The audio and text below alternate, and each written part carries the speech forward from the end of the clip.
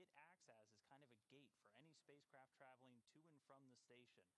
So before you're actually in that approach ellipsoid, any maneuvers your spacecraft does, you have to make sure that it will stay outside of that approach ellipsoid for up to 24 hours. Now, ultimately, we need to get closer. We need to break that rule when we want to dock. So they just do this final go, no-go poll to make sure that we're ready to go. Everything looks good on Dragon, and that burn is going to be coming up shortly. So, I mean, just talking through that, as you can imagine, there's a lot of coordination and communication that goes into every single launch. For the current mission, SpaceX and NASA have had teams working and talking together on headsets across the country since liftoff, and they're going to continue to do so for the duration of Dragon's 6-day trip. On the SpaceX side, ahead of launch, our teams at the Cape are performing final day launch checkouts to make sure that Dragon was healthy and good to go. At the moment of liftoff, we transferred authority over Falcon 9 and Dragon from our firing room there in Florida to mission control here in Hawthorne, which you can see on your screen right now. All those people in Hawthorne staying up late all through the night, making sure that Dragon is healthy. While there are a number of people on headset in mission control, the mission director is the one in charge. Since Dragon is a highly autonomous vehicle, our operations is continually monitoring the health and performance of the spacecraft through the entire duration of its journey until Dragon splashes safely down back on the Earth. Our team in Mission Control also coordinates closely with the Mission Control Center in Houston at Johnson Space Center, especially when we're in what we call integrated operations, which Dan was talking about earlier.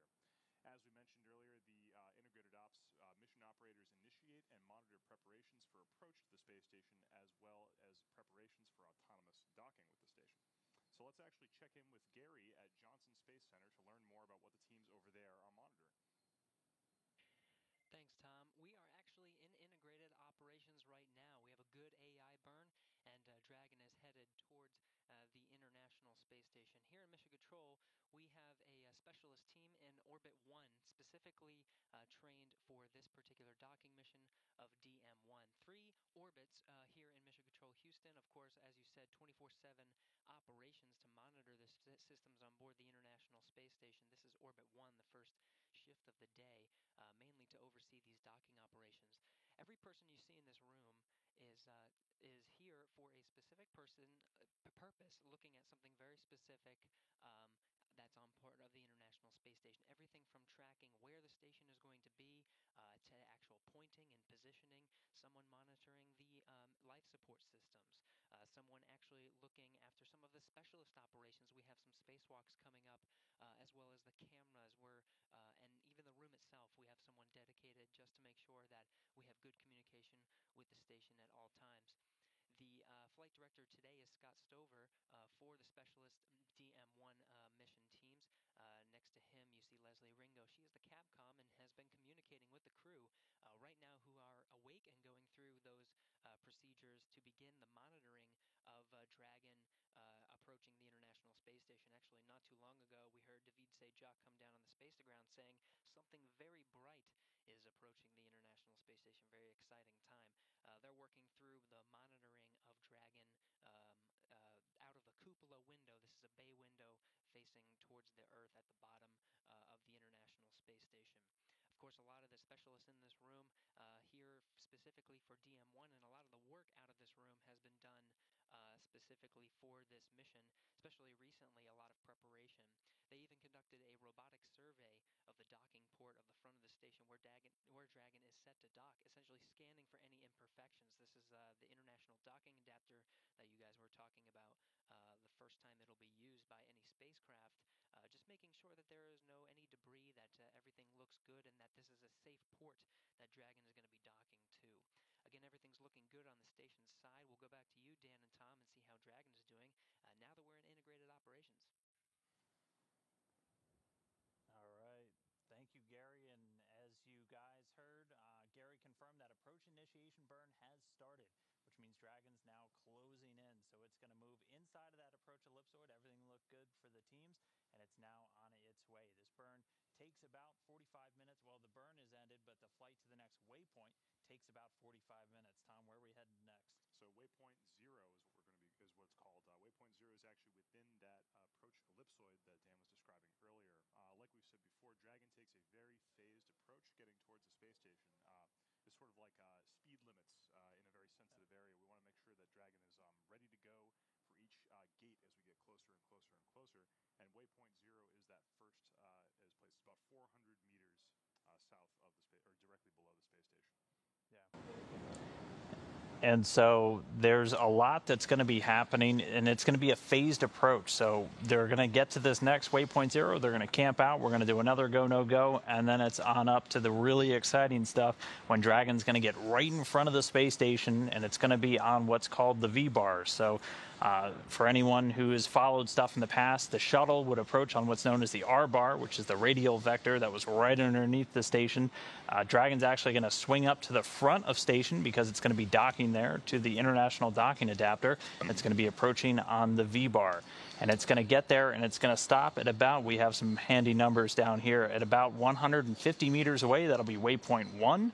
And then it's going to camp out there, and then we're going to get into some of the demonstrations. And a bunch have already been completed, and there's still some to come for Dragon. Some of those, well, you said earlier that we were going to be having a commanded retreat once we're on that V-bar. That is when the Dragon spacecraft is going to be approaching, and about when it gets to about 150 meters around waypoint 1, it's going to be commanded by the crew in the space station to retreat from the space station back towards about 180 meters. This is just a test to make sure that the Dragon is fully capable of backing away in the case of any off-nominal telemetry. Dan and I know all about retreat calls from our last CRS mission with the Cargo Dragon, and in nominal case, it doesn't necessarily mean that anything is wrong with the mission. It just, if anything looks even a little bit off, we want to make sure that the Dragon can approach or go all the way back to its hold position and await further instructions there. Yeah, and they actually already did a demonstration of the thrusters that would be used for that retreat command shortly after they got on orbit, just a couple of hours after. They did a burn of 2 of the Draco thrusters on the front of the spacecraft, which will be used for that actual retreat. They checked out fine. They've done demonstrations of Dragon's GPS system. Actually, right after getting on orbit, they did something known as the absolute GPS demo, and that actually compares the GPS data that Dragon's receiving to the ground models just to make sure everything's matching up. And we just completed another one a little while ago called the relative GPS demo, and that was Dragon sharing its positioning data with the space station, which it's now in communications with. And it's going to get a lot closer soon. Hopefully we'll start getting some really good views of Dragon from those cameras, as it's going to get a lot closer now, again, approaching from about 7 kilometers behind and 2.5 kilometers below, and pretty soon it's only going to be 400 meters below. Regardless, though, I mean, planet Earth is looking pretty splendid so far. Yeah, you can see a really great shot from the ISS right now. I don't believe, because it's the daytime, you can see the tiny spot that we saw of Dragon earlier, but as soon as we go into the shadow of the Earth, the Dragon will be visible. And we should be able to see it as it gets closer and closer. If any of you have tuned into our CRS approach grapple webcasts, you can see the Dragon slowly come into view, and that's the really exciting part of the mission.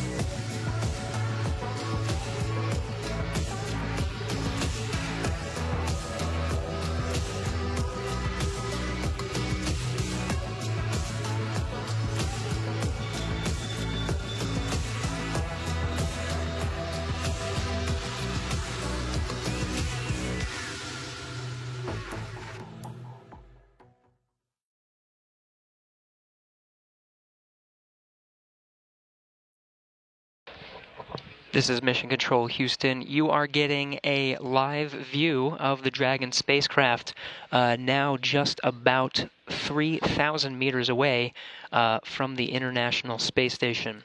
At this time, the International Space Station about to enter into an orbital nighttime 266 statute miles above the Earth, just south of Australia. Again, about to enter an orbital nighttime. You'll see the views get a little bit darker. At this point, Dragon has completed its approach initiation burn. We are now in integrated operations. A few more milestones to hit. In just under 8 minutes at this point, we're looking for a mid-course burn, an approach initiation mid-course burn to look forward to.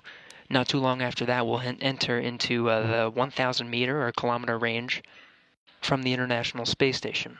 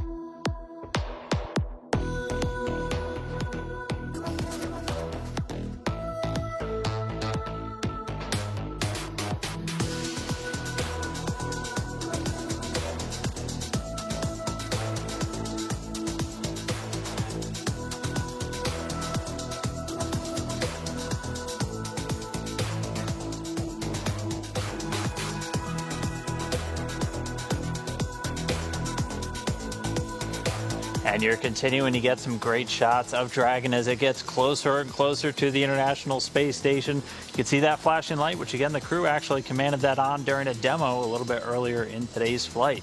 And we're just inside of 15 minutes from actually another go, no go, when we're going to be able to go inside of the keep out sphere, which we'll break down all of that in just a little bit. But first, we are joined by somebody who has kind of a vested interest in this flight today. NASA astronaut Doug Hurley. He's one of the 2 astronauts assigned to the Demo 2 mission, one of the first people who's going to fly Dragon into space. Doug, first off, thanks for being here. It had to be a heck of a trip because you were out at launch, right? How was that? The launch was incredible, Dan. I can't even begin to describe it. You know, being there with both the SpaceX and the NASA teams, and just to see the years of work kind of come to fruition as we watched the Falcon launch into the sky. It was awesome. Yeah, thanks so much for being here. It's a huge honor. I just want to know, are you ready to pilot this capsule into the International Space Station? I mean, it must be. I'm excited just to watch it happen. I can't even imagine the feeling of being, in the commander's seat. So it is exciting. Bob and I are ready to go when Dragon is ready, and whenever that happens, we're going to be ready to take that ride to the International Space Station. Do you know where you're going to be when it comes home? Are you going to be with the landing teams? You're going to be out here? Because, I mean, after we get through all of our fun docking and undocking stuff and then splashing down, where are you going to be for that? We will be here in Hawthorne again. We think that's probably the best place to kind of follow the teams through the decisions for the deorbit burn and then the entry, descent, and landing. It would be neat to be out with the teams that are there to go retrieve Dragon once it splashes down, but I think this is probably the best place for us as the crew. Have you had a chance to be out on the boat yet for the recovery stuff? Not on the boat while it's been underway. We've been on the boat at the dock, and we've done some training out in the ship basin there at KSC for water recovery. All right. Cool. Yeah. Anything else, Tom? Nothing. Just so honored to be in the presence. So. Yeah, thanks. Yeah, Doug, we won't want to keep you too long because I know you and Bob are going to be following along. But again, everybody, Doug Hurley, this man is going to be flying a Dragon into space this year. So thank you so much for being here. We'll let you get back to it. You bet. Thanks, Dan. All right, thanks, Doug.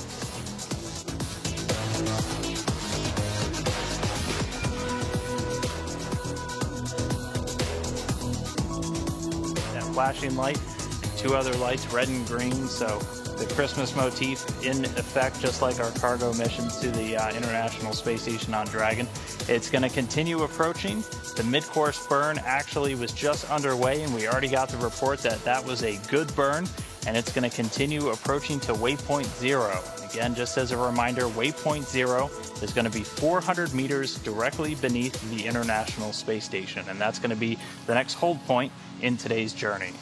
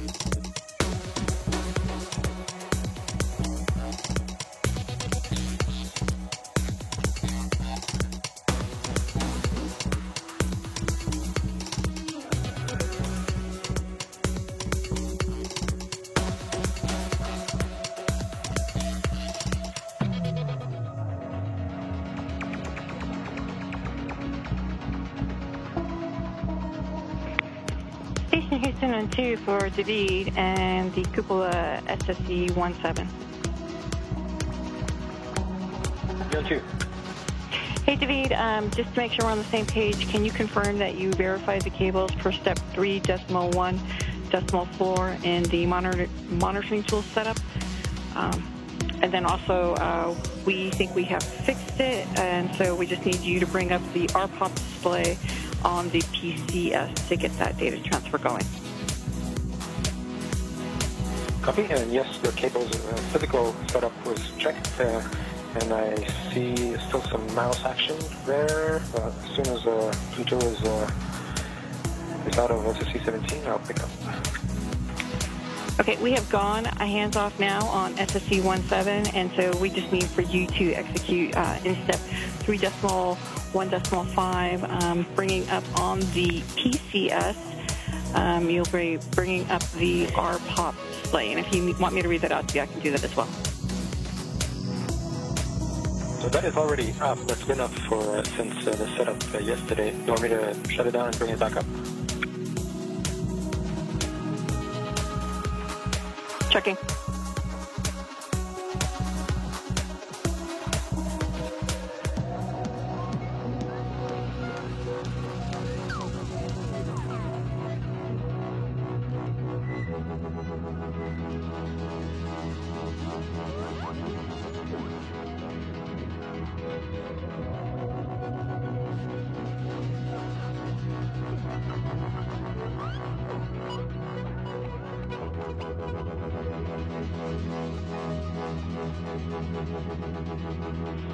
Okay, and to be back with you, if you can just verify that the RPOP is up, we will just take care of it.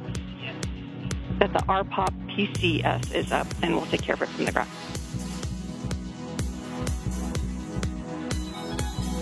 Yes, the PCS RPOP window is open. Okay, copy, and we will work it from the ground.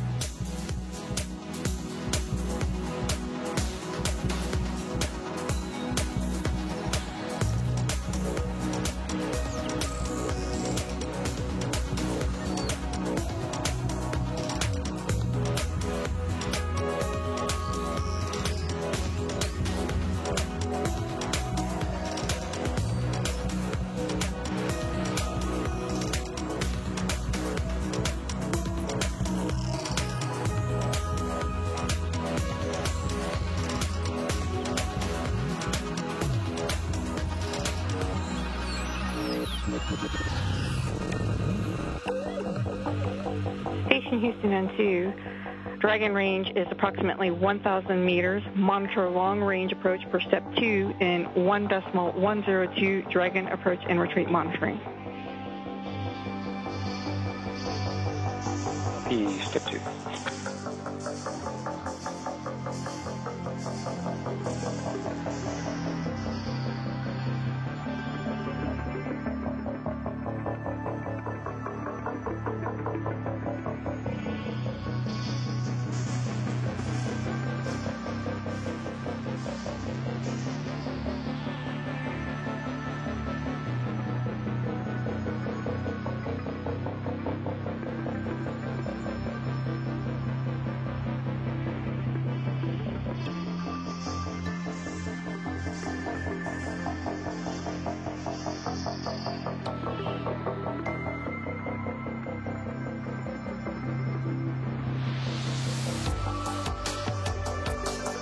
Station on 2 from the cupola. Dragon is in sight. He's pointing towards ISS. We see the blinking nose lights. Copy all.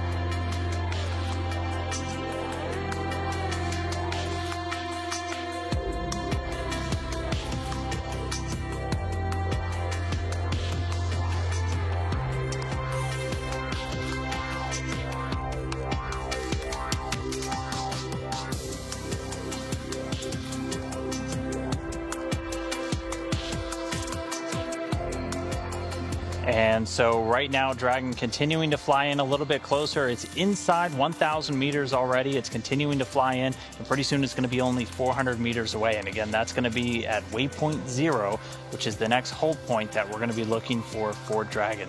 Once it gets there, it's going to get the final go, which we were hearing. They are going to be go to move inside of the keep out sphere. So that's going to be like the next major milestone that we're going to be looking towards. You can actually see the Dragon 2 spacecraft from the International Space Station on your screen right now. You're looking at what looks like just a blinking white light and red and green lights. Those are all lights on the Dragon.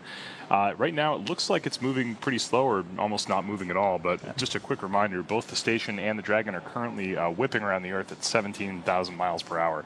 So there's actually a lot of energy involved in this right now and a lot of precise maneuvers involved to get those two objects in orbit close to each other. Yeah, it's going to continue approaching, and just to recap for everybody if you're joining, so Dragon started out a couple of kilometers below and behind the space station, and right now it's moving in towards waypoint 0. There's going to be a couple of waypoints along our way. Once we get to waypoint 0, it's going to be about 400 meters directly below the International Space Station. Then it's going to get a go to actually move inside of something known as the keep out sphere. So right now it's moving inside of the approach ellipsoid, which we described a little bit earlier. That's a oblong shape around the International Space Station, an imaginary one that actually governs what spacecraft are allowed to do when they're getting close. So anything outside that approach ellipsoid, you have to be within, or any maneuvers outside that approach ellipsoid, you can't get any closer to the space station within 24 hours. Now that it's moving inside that approach ellipsoid, it's past that gate. The next gate will be that keep out sphere, which is an area only 200 meters around the International Space Station, and any maneuvers just outside of there has to mean that the spacecraft is safe. We're basically not going to get any closer to the space station for at least 4 orbits. So we're basically just passing through these gates as we do this phased approach to the International Space Station. And so right here you can actually see kind of, and these are not to scale obviously, or the space station would be truly massive, but it did its final co-elliptic burn and then did the approach initiation burn, which we're moving through now and approaching waypoint 0. It'll be inside that larger shape you can see, the approach ellipsoid, and then after that it'll actually move inside of the keep out sphere. That's right. Waypoint 0 is the waypoint that'll be within that approach ellipsoid, and the other two waypoints, waypoint 1 and waypoint 2, are actually inside the keep out sphere. Waypoint 1 is only about 150 meters away from the docking port on the forward part of the International Space Station, directly along the docking axis. And then waypoint 2 is way closer, only about 20 meters away. By the time Dragon gets to the waypoint 2, we'll be ready to dock, moving in very close towards the International Docking Adapter on the forward part of that space station. Yeah, that's right. And the space station itself is going to go through and do some setup on its side. They're actually going to hand over the attitude control of the International Space Station to thrusters on the Russian segment. And the solar arrays in the space station will get a special positioning just to protect it from any exhaust plumes from the thrusters on Dragon as it approaches. And we're also going to be doing some actual maneuvers. On your screen right now, you can see this is a view from a camera inside the International Space Station looking at the Dragon. There are some kind of objects in the screen outside of it. Those are actually reflections from inside the space station, kind of like if you are inside of a dark car, or sorry, a well-lit car looking outside of a window. You might see some reflections back in of the bright interior. But in the center of your screen, that, again, like I said earlier, that blinking light and the red and green, that is the Dragon getting ever closer to the ISS as it approaches waypoint 0. That's right. And the crew members on board the space station are monitoring, and they're actually sending commands throughout the operations today. And it's, again, it's Canadian astronaut David St. Jacques and NASA astronaut Anne McClain. They're stationed in the cupola module. That's kind of the 360-degree bay window that we have on the bottom of the International Space Station that provides them a great view of the Earth below, but also visiting vehicles. That's where they're typically camped out for any berthing operations when they have to actually reach out and grapple the spacecraft using that robotic arm. But none of that's happening today because Dragon's going to be docking. Yeah, that Cargo Dragon is used to using those berthing operations. And Dan and I have actually personally been here for the last time we did that. That was a lot of fun. But luckily, we have the ability to dock with the space station via the SpaceX and NASA docking systems. And we'll get into that a little bit later when we get to the later waypoints. But right now, Dragon is still approaching waypoint 0. Just a reminder, that is about 400 meters directly below the International Space Station. The station has a few terms used to describe the relative position of points away from it in orbit. We use these terms called one is called the R bar. That's if you imagine a radius drawn directly from the space station to the center of the Earth. Anything that's along that radius is called would be called on the R bar. And then anything on a line that would represent the velocity of the space station forward in its orbit, that's called the V bar. Right now, the Dragon is approaching waypoint 0 on the R bar, and it's going to be making a maneuver after that to swing around to the front onto the V bar, which will be our docking axis for later today. That's right. And once it's there, it'll fly up to waypoint 1, and we'll be able to see a couple of demonstrations.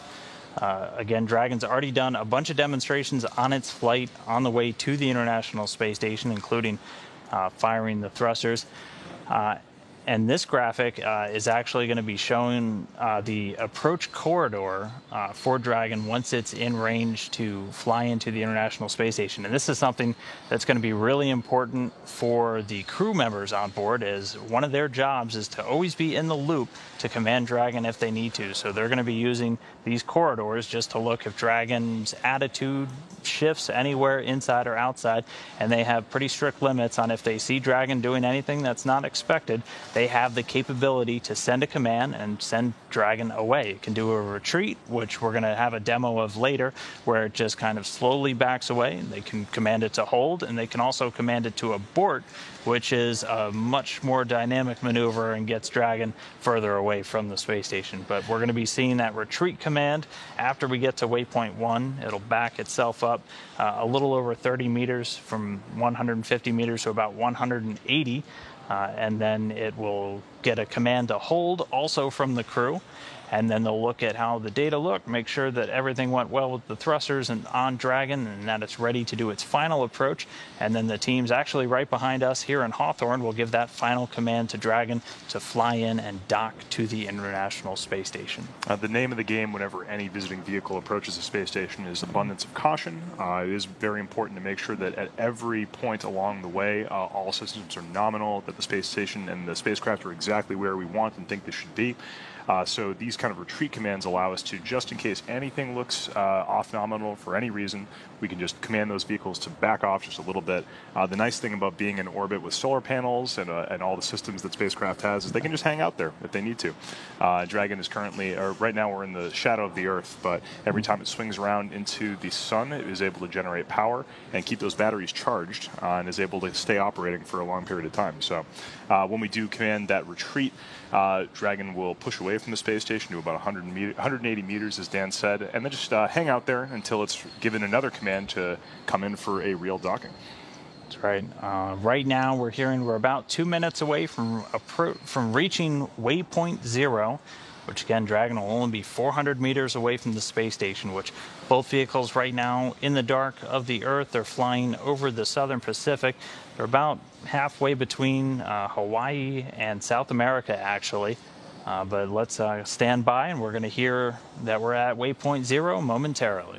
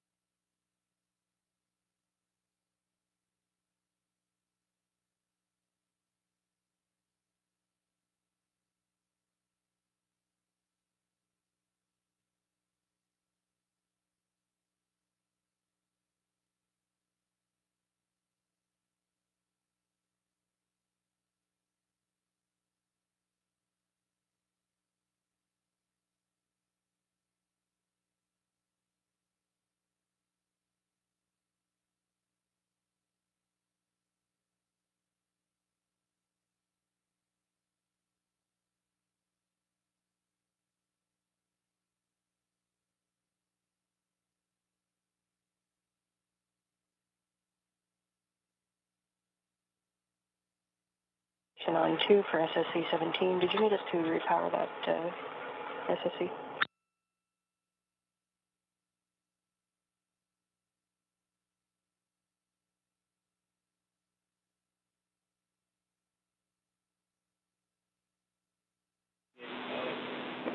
And here with you on 2. Yes, we'd appreciate that.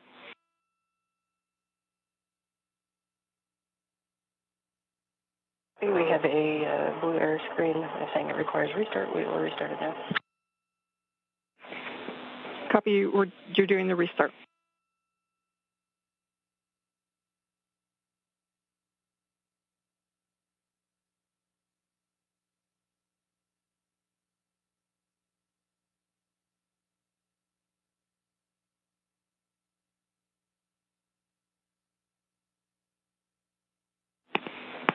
Station Houston N2, Dragon is transitioning to the docking axis and has been enabled to enter the keep out sphere. Monitor approach for step 3 in 1.102, Dragon approach and retreat monitoring. Understand you have issues with RPOP, but we will take your range monitoring. Houston Station copy for step 3, current range 373, attitude is expected. Copy.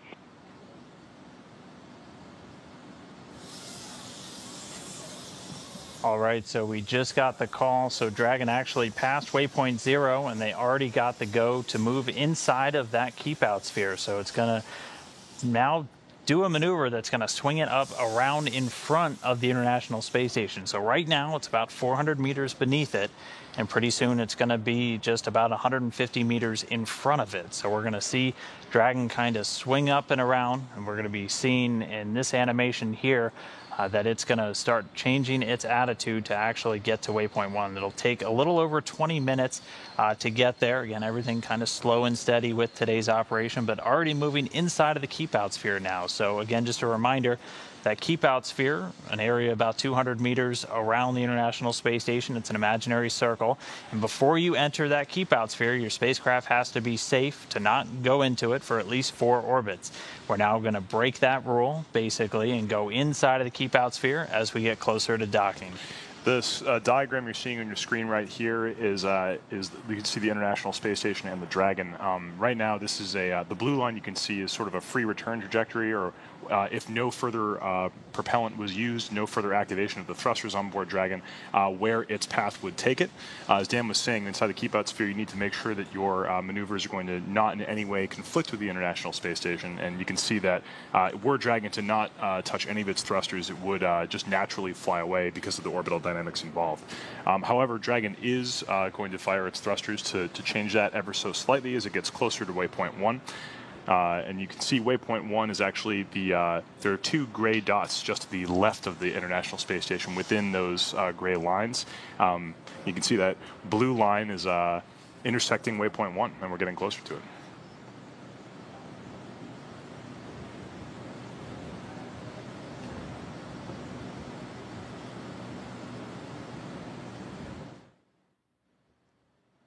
And so this is our first view from the camera on Dragon. So this is a forward view, so right on the end of the nose, well, right where the nose cone used to be, no longer covering it, but right by the docking port for the Dragon spacecraft. So that's actually a view back at the International Space Station. Those white ribbons that you're looking at are radiators on board the station. Those are used to get rid of all the heat generated by the electronics and all the various systems on board. You are in the vacuum of space, so you have to have a means to do it. You can't just have convection like we do down here on planet Earth. But so Dragon now, or the station in the sights of Dragon, it's getting closer. We're moving to that waypoint. And again, just as a reminder, there's going to be some demonstrations coming up. Dragon is currently making its way towards waypoint 1. Once it gets to waypoint 1, it'll begin going towards waypoint 2. That is going from 150 meters away from the docking port towards 20. However, before it gets there, it will be commanded to retreat and push back to 180 meters away from the station. This is all going to be happening within the general vicinity of what we call the V-bar, like I was just explaining before. That is a line kind of coming directly out of the docking adapter and headed towards the direction that the International Space Station is orbiting.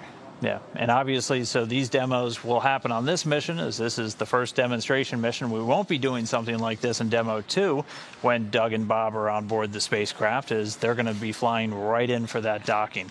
But there's been a bunch of demonstrations that Dragon has conducted throughout its flight already in the last 24 hours, doing the initial firings of those thrusters on the front end of the Dragon spacecraft. Just getting it ready to conduct that retreat test that we're going to be seeing in a little while once it arrives, a little after it arrives at waypoint 1. They've been testing out the GPS systems, a number of different systems on board the on board Dragon. For now, though, let's run over to Johnson Space Center in Houston real quick, see how things are going inside there in the room as they're monitoring systems on the station and getting ready to receive a Dragon. Copy, switching to 1. Thanks, Dan. You might be able to hear some of the space-to-ground communication that are coming from this room. Again, Leslie Ringo, Capcom, filtering the information to the crew. Right now, they are receiving telemetry from the Dragon.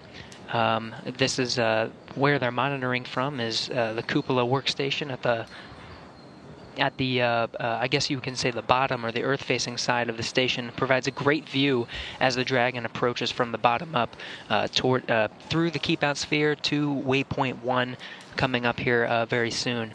You guys mentioned it's a relatively slow rate that the Dragon is approaching. I can see the telemetry now. We're looking at a rate of just about 0.12 meters per second. That's how slow this thing is going. But slow and steady is the way to go when it comes to a docking maneuver such as this. Right now, we're just under 300 meters away from the station. Good reports from the crew. Everything's looking good on the station side, and we're receiving telemetry from Dragon. And again, we'll work through those procedures until we get to the point where we're ready to send some of those commands that you guys are talking about. In the meantime, we'll go back to you to get the latest on some of the next milestones here coming up for Dragon on its approach to the International Space Station. Thanks so much, Gary. Yeah, it's great to see all the excitement over there. We're obviously very excited over here as Dragon gets closer to its waypoint 1. Again, Dragon's getting pretty close. We said 300 meters away. We are going all the way into 150 meters away, directly on the line of the International Docking Adapter.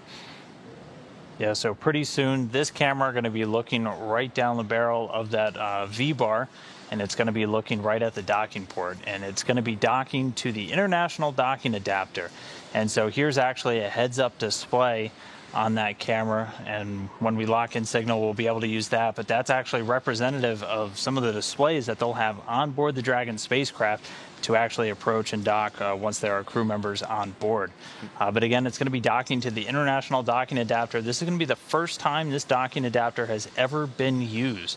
It was also delivered on a Dragon spacecraft, the cargo version, a couple of years ago, and has been attached to the very front of the station on something called a pressurized mating adapter, which is attached to Node 2 or the Harmony module on the very front. So that's where docking is going to be honing in on, and docking in just a little while from now. We are well ahead of our timeline so far. Originally, we were tracking to have this initial contact and capture between Dragon at about 3 a.m. local time here in Hawthorne, but they've been about 15 minutes or so just kind of flying through the milestones. So we should be early today, but I don't want to jinx it. Always great to see when things are going so well that we're ahead of schedule. Right now, you did see on your screen that heads-up display. That's actually what the Dragon astronauts will be using in the future. We are watching from the ground, obviously, so depending on the signal condition of Dragon to the ground, we sometimes get video from it. Right now, we do have video, but depending on where our ground stations are and where Dragon is, we're not always getting the video. Of course, on the Dragon capsule, for the astronauts sitting on board, they will have that video and be able to use that heads-up display to see exactly where they're heading, make sure they're on course towards the International Docking Adapter. Yeah, and the crew themselves on board the station are going to be using another camera on Dragon for some of the final monitoring during that approach. There's a centerline camera, so kind of right in the center of the hatchway on the Dragon spacecraft, that is feeding its signal directly to a laptop on board the International Space Station. And that's what the crew monitoring are using to actually watch as Dragon approaches. And they're going to use that from waypoint 2, which is only, again, about 20 meters away from the space station, to the final docking point. And they're going to be monitoring that the whole way through, making sure, again, Dragon is lined up correctly with the docking port itself.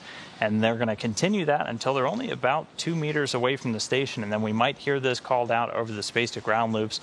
You'll hear the command CHOP, which is the crew hands-off point. And that's where the crew won't send any more commands to Dragon. And if they see anything out of spec, it's all up to the Dragon spacecraft itself to then command that abort and then fly away from the station. But right now, we are going to hear a go, no go on our side pretty soon for Dragon to get the go-ahead to approach waypoint 2, which is that point only 20 meters away from the station. But again, we'll have those demos in between.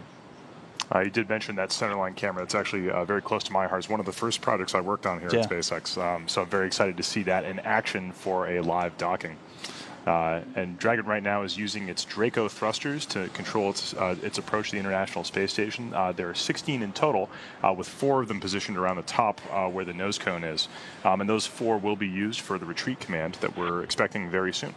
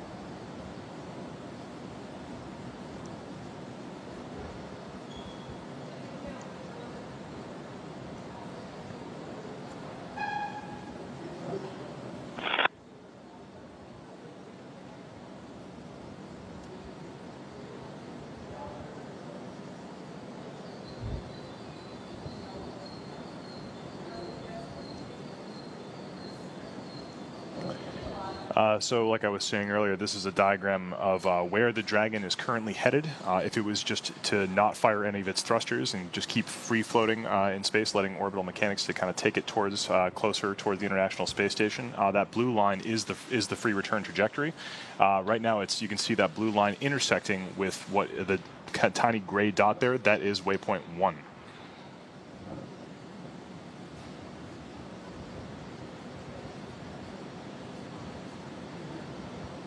The gray dot to the left of waypoint 1 is actually the retreat hold position. So after we get to waypoint 1 and are commanded to retreat, Dragon will push back towards that the leftmost gray dot. That is the retreat hold spot. Yeah, and right now we're still just about 10 minutes or so away from that waypoint number 1, which again, it's 150 meters out in front of the International Space Station, right on line with that docking port. So again, just about 10 minutes away until Dragon arrives at that point. So that's going to be another exciting milestone checked off, and the teams are, again, just monitoring all the data on Dragon. They're going to be doing go, no-go polls between the teams in Houston and the teams out here in Hawthorne, making sure everything's still looking good on board Dragon systems before they give the go to move in even closer to the space station. Again, we were expecting that initial contact and capture, so that docking essentially, to come at about 3 a.m. Pacific time. We are a little bit ahead of schedule as we've just kind of been burning through all these milestones. Everything looking great so far on the vehicle. Still not tracking any issues, and everything going smoothly. So again, about 10 minutes away from waypoint number 1. Just a reminder, waypoint number 1 is at 150 meters away from the International Docking Adapter. That's less than an average city block. Dragon is getting very close at the International Space Station. You can see some intermittent views here from Dragon's transmission to the ground. Looks like the space station has come around into the light. Looks pretty beautiful. We will get even more detailed pictures of that as the Dragon gets closer and closer to the forward port that it's about to dock with. Right here you can see the overlay that the crew would be seeing if they were inside Dragon right now. There is a little green dot in the very center that's currently tracking the docking port, and if Dragon tilts away from it, it should stay tracked. But right now, since we're getting this on the ground, this would normally be overlaid over the centerline camera. Right now, we're getting this feed from a different camera that's a little bit off-center, so it's not going to be exactly on all the time, but it will simulate what a Dragon astronaut would be seeing if they were in the commander's seat on those touchscreen displays.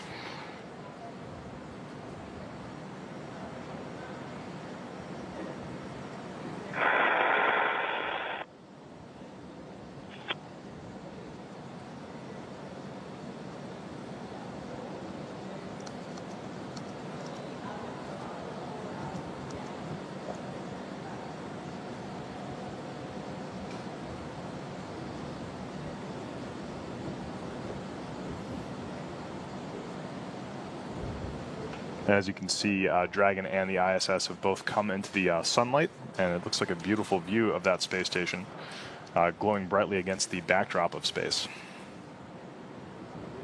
Yeah, both Dragon and the station right now about 412 kilometers or about 250 statute miles over the Earth's surface. They're just flying over the very eastern part of Canada, and they're about to cross over the North Atlantic Ocean, so they're in that orbital sunrise now. And they're going to continue flying across the northern Atlantic, eventually swinging out over Spain and Africa, and they're going to continue on a southeasterly trajectory flying over the Earth. But for now, we're just waiting for the go, no-go now for moving past waypoint 1, which will be that commanded retreat. Again, the crew kind of getting hands-on with all the operations today. They're going to be commanding the vehicle to retreat.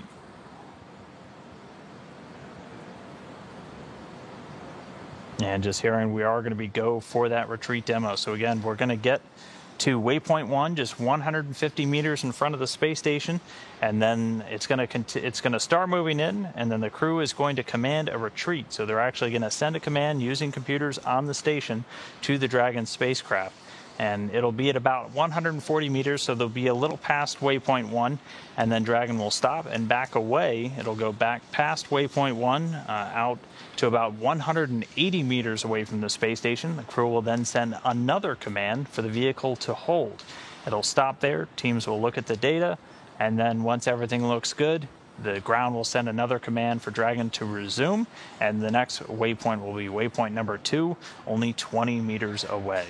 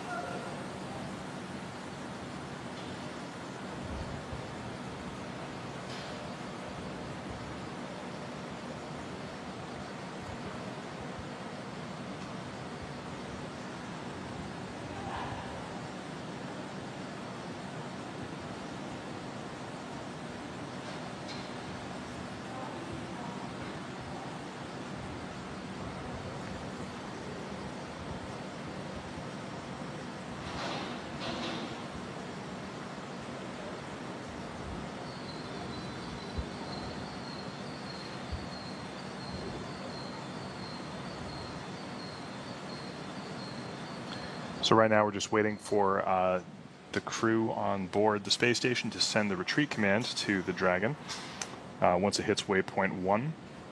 Just want to talk a little bit about right now how Dragon receives those commands. I actually was lucky enough to work on the communication side of Dragon during my first few years at SpaceX. Dragon is capable of receiving commands directly from the space station.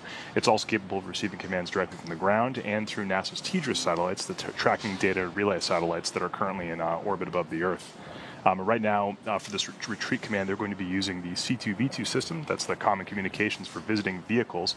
That provides a link for communications and data directly from the visiting vehicle, which in this case is the Dragon 2, to the International Space Station. And once we're safely at waypoint 1 and get that call for a go for the retreat commands, they will be using the computers inside the ISS over that link to send a command to Dragon. They did test that link with turning on that light, like we said earlier, so we know it's working pretty well right now, and hopefully the retreat command will hear that call out soon. Yeah, and just before we lost signal, you were getting some great views from a high-definition camera on board the International Space Station.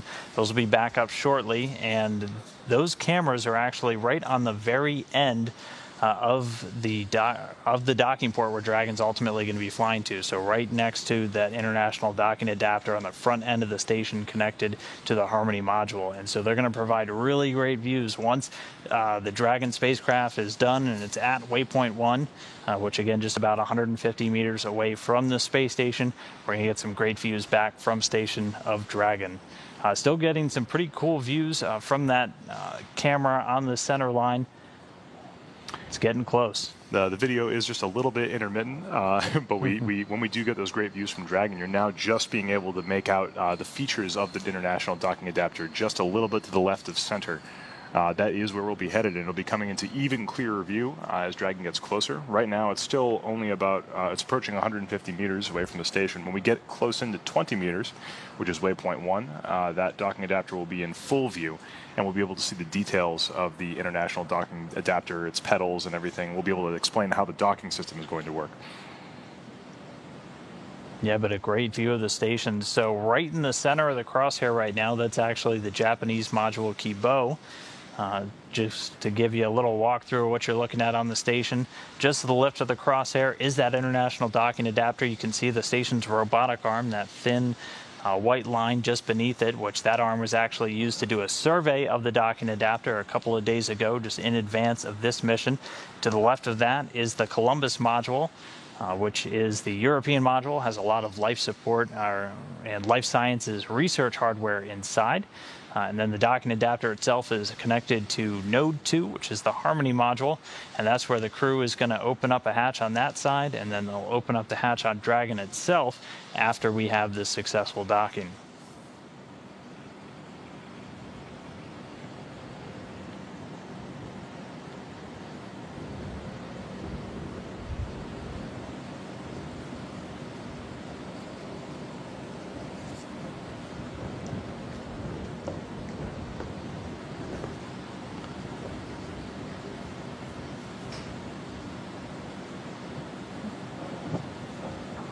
All right, we just heard confirmation that Dragon is now inside of the Keep Out Sphere. Now again, the Keep Out Sphere is an imaginary circle around the International Space Station of about 200 meters.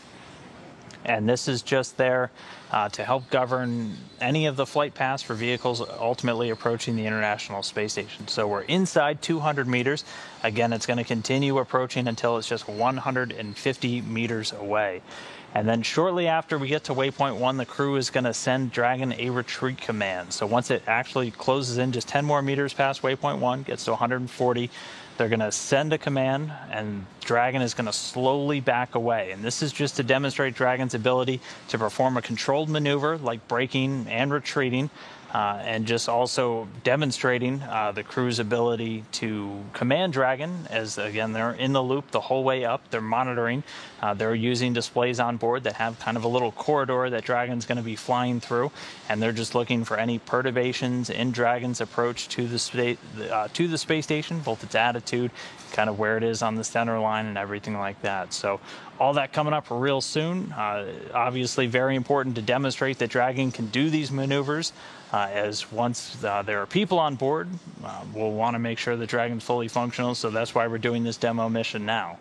It's important to note these systems, these tests utilize all of the systems in sort of like a round-trip way. It's a very thorough test of all the systems aboard Dragon and the space station, both from the ability of the crews to use their equipment on the station to send the command over that link to the Dragon, have the Dragon receive it, have the flight computers process those commands, and then send individual commands to the Draco thrusters all around the Dragon. This really is a thorough test to make sure that when we have people on board this spacecraft, that everything's going to go the way we think it does, and that's the whole point of this mission, really. Yeah. All right, we should be less than a minute to waypoint 1. Just a reminder that Keep Out Sphere that we just crossed is about 200 meters away from the station in all directions, about the length of a city block, and waypoint 1 is only 150 meters away. So we're just cruising in on those last 50 meters to waypoint 1. The space station continuing to come into higher and higher resolution view. Again, this is a camera from this Dragon spacecraft looking at the ISS.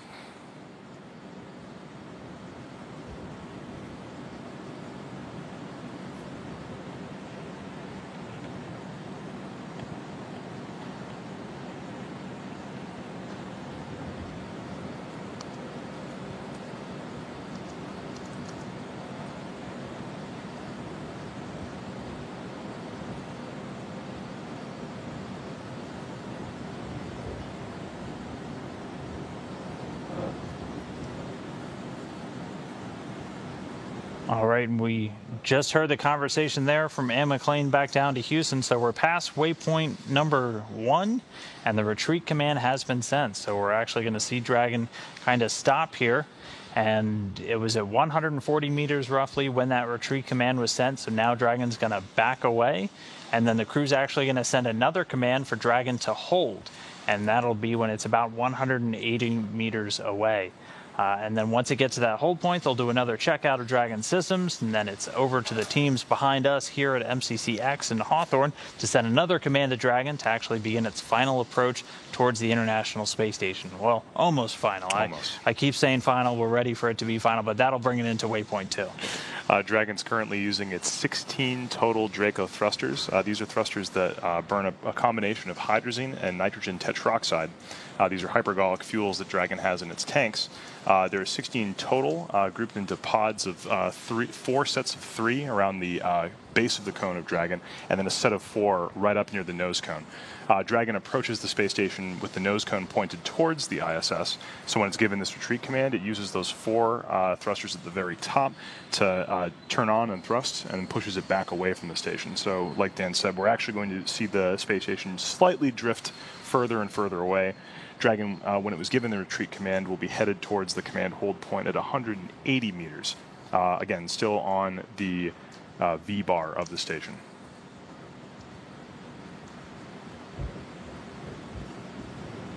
And we did hear the confirmation that the retreat is in progress. So Dragon, again, slowly backing away. And the Capcom over in Houston did radio up to Anne McClain on one of the space-to-ground loops for them to, again, send that hold command at 180 meters. So that's the next milestone that we're going to be looking for. A really interesting thing on this heads-up display in the bottom left-hand corner, you can actually see a diagram of the Draco thrusters on the Dragon spacecraft. And every time they light up, that's one of those Dracos firing and adding thrust and changing the direction of Dragon.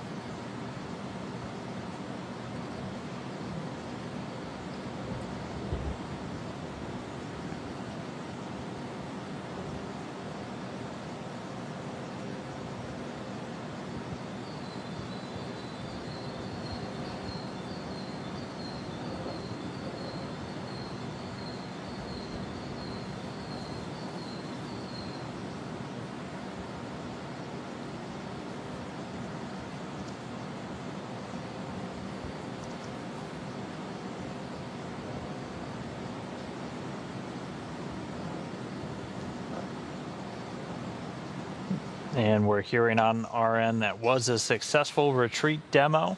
So we're moving along real smoothly again. So the next thing is waiting to make sure that we had that hold command sent from the crew on board the station, but successful retreat demo. As now the second successful retreat that you and I have experienced live, Dan. That is right. This one was planned, though. Yes. All right, so at this point, Dragon is just about 180 meters or so away from the International Space Station, and that camera still, it's just moving in a straight line directly across from that international docking adapter, which now that the retreat demo has been completed, it's going to start moving its way back towards the International Space Station, and we're going to move into waypoint 2, at which point it's going to hold, and it will only be 20 meters away from the station.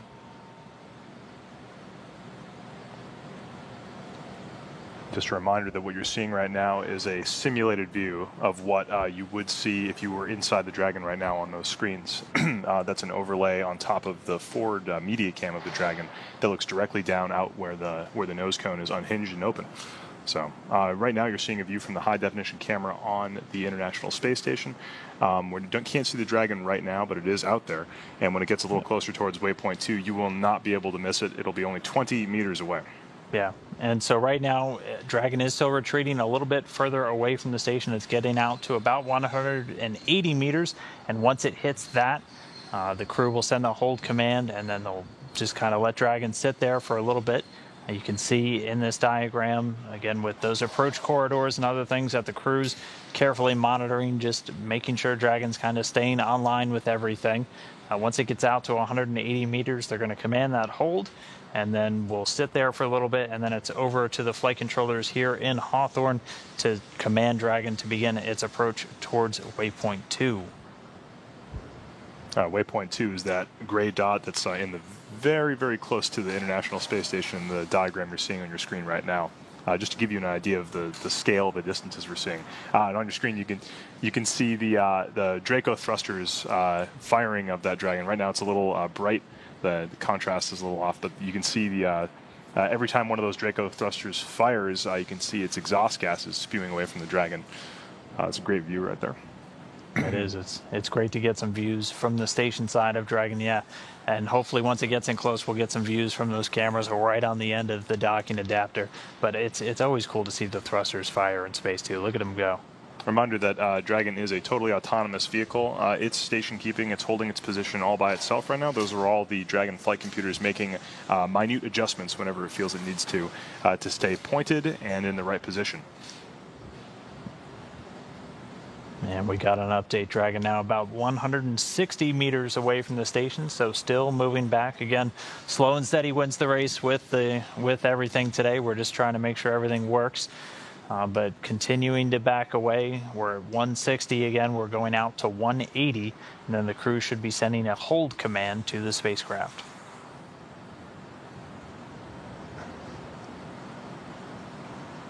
And it sounds like the rate of opening, or basically how quickly Dragon's flying away from the station, is only about 0.8 meters per second. So slow and steady wins the race. Slow and steady.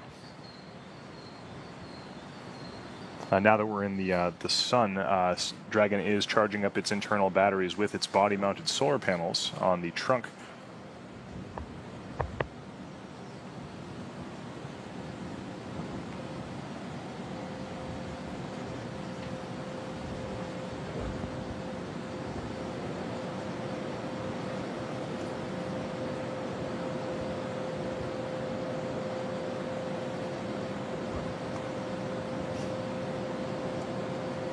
On your screen right now, you can see a side-by-side view of two camera views. One on the left is from the International Space Station looking at the Dragon, and when it comes back, the one on the left, or the one on the right, is from the Dragon looking at the ISS.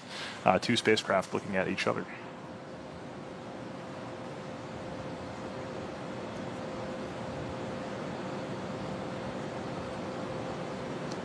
It's a little hard to make out here, but in this view you can actually see the nose cone hinged open. In the previous cargo Dragon, the nose cone was jettisoned shortly after launch, but this, in an effort to make the spacecraft as reusable as possible, the nose cone is actually hinged and it opens up onto the side. You can see the nose cone. It's sort of like a dome hanging off the top of Dragon in its open position. After being attached to the station and after it separates, it'll close that nose cone on its way back down to Earth after its mission attached to the space station is completed. All right, we just passed 170 meters away, so just a little under 10 meters to go. And the crew is going to be sending a command once more to Dragon. They're going to command it to hold, so it'll camp out there at 180 meters. And then right now, in the meantime, the teams in Houston and in Hawthorne are getting ready to do a go, no go for the actual approach into waypoint number 2, which will bring Dragon even closer. Hold command sent. Copy. And McLean sending the hold command.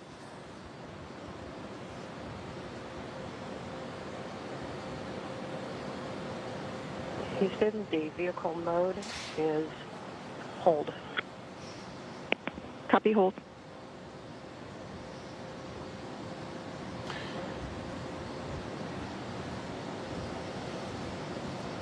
Range 181. And you just heard it. Dragon is currently holding out at the command hold point at 180 meters away from the space station, hanging out, waiting for the command to approach. Transition to the lab and monitor hold per block Charlie, line 3 and 1.102, Dragon approach and retreat monitoring. Also at this time, we need the lab forward hatch closed, and you will need to bring up space to ground 1 on the in the lab ATUs. Houston station copies, transition in process.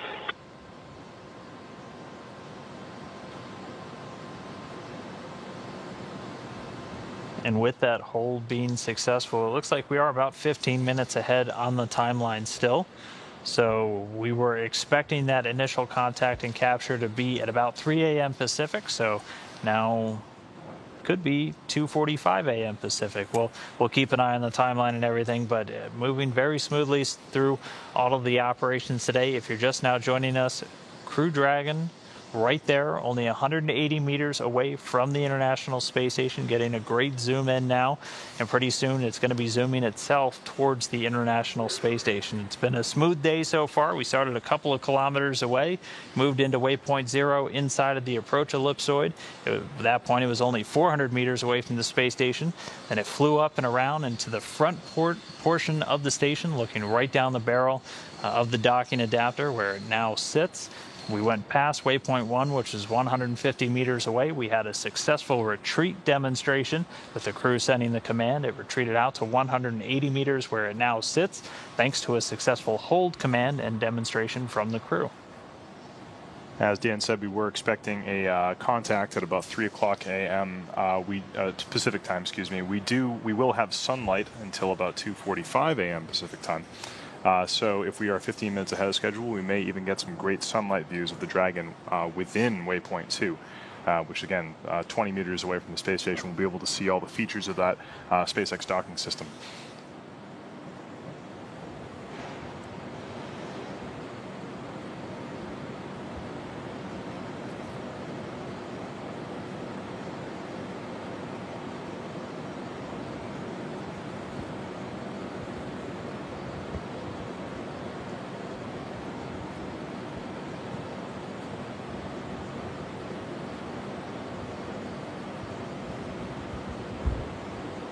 And so for right now, Dragon's just going to continue holding at about 180 meters away from the station. Again, the team's now looking at all the data, how Dragon's systems have been performing so far. And once everybody's comfortable and they do one more go, no-go pull, Dragon's going to resume its approach, and it's going to fly into waypoint 2. And at that point, it's only going to be 20 meters away from station. I have a copy.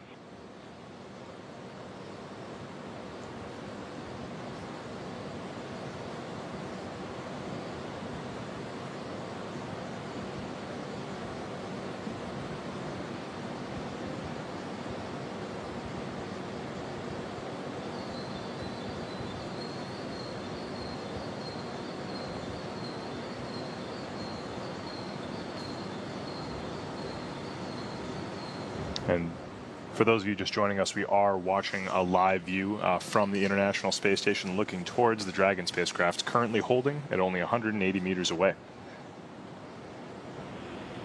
Station Houston and Station for Step 6. All video and overlays look nominal. Prop age is less than 1. All status fields are showing expected status. And we copy.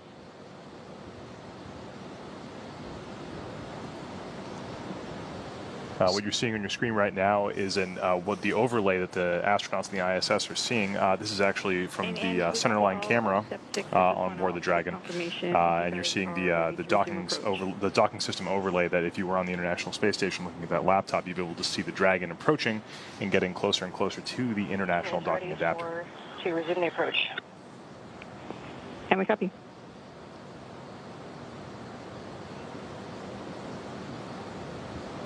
And so NASA astronaut Anne McClain radioing they're ready on board the International Space Station for Dragon to resume its approach. So now the teams down here on the ground will kind of check the final boxes, do the go, no-go poll amongst everybody out and the International Space Station Flight Control Room in Houston, and the teams here in Hawthorne, and the Dragon will be able to resume its approach. So again, we're just 180 meters away right now. Eventually going to be flying in shortly to a spot just 20 meters away from station.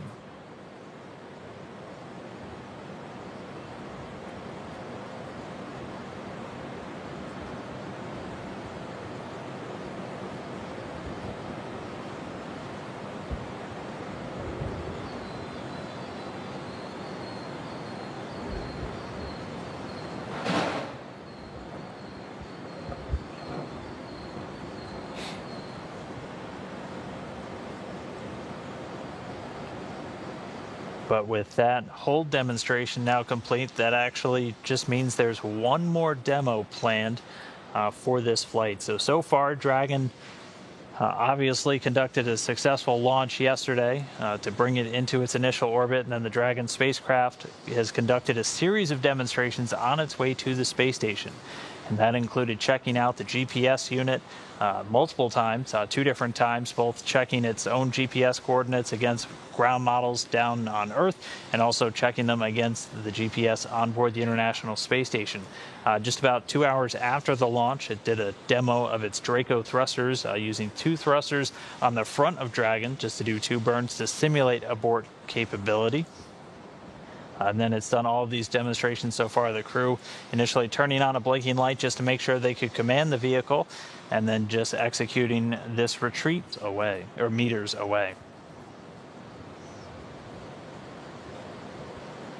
Meanwhile, the team's right now conducting that final go, no-go poll at the hold point, at which point they're going to get ready to resume the approach, move past waypoint 1 down to waypoint 2, and only be 20 meters away.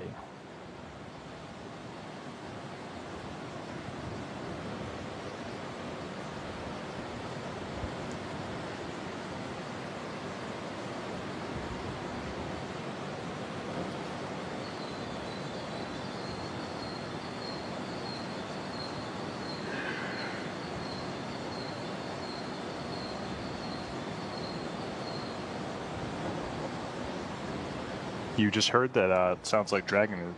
Oh, still waiting.